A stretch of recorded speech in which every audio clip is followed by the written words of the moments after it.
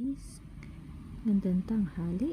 Tayo po ngayon ay maghahanda ng baon ni Ate Chloe. First thing first ay magbabalat po tayo ng ano ba yan? Mansanas para sa prutas niya. Ang ulam niya po ngayon, medyo malayo lang po yung video ko, ay adobong manok. So gusto daw niya ng 2 piraso ng prutas, saging at mansanas, kaya pinagbigyan. Kung napapansin niyo po, wala po kaming anong tawag doon, gulay, dahil si Ate Chloe po ay hindi nakain ng gulay. So dahil hindi ako ganun kaarte, hindi ko nilagyan ng pampaarte yung mga baon niya, kasi ang dami nakikita ko na puro may mga, yung binto baon ay puro may mga arte-arte. So dito tayo sa simple at hindi makalat, kasi kaalala pa yung anak mo kung saan niya ilalagay yung mga tira-tira niyang kaartehan mo sa balat.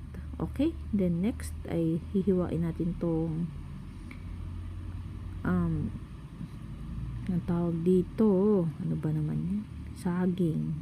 Tapos maghihimay ako ng maglalagay pala ako ng kanin sa baonan. Hindi ko nilalagay ng design dahil nasisira din naman ng bata. So ayos na lang, lagay na lang ng kanin sa baonan.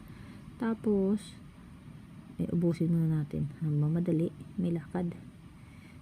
Tapos yun nga, lagyan natin ng sabaw, dahil si Ate Chloe ay mahilig sa sabaw ng adobo. Kung nakakaluwag-luwag na tayo, lalagyan natin ng itlog, pero dahil kapos pa tayo, so gulay, ano na yan, patatas na lang at laman ng itlog. So sige, hiwa, himayin, dahil yung anak ko po ay hindi niya kayang kumain ng hindi hinihimay, mapabahay man yan o labas ng bahay. So pasensya na,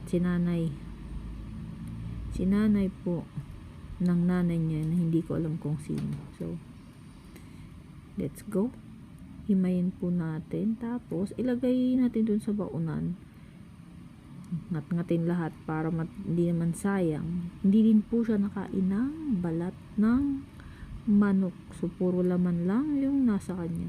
Then lagyan ulit natin ng sabaw, then okay na po yan, para na din po sa malasa yung ulam niya. Okay, yan na po yung pagkain at prutas. So yun lang po, and see you next time guys. Thank you for watching. Bye.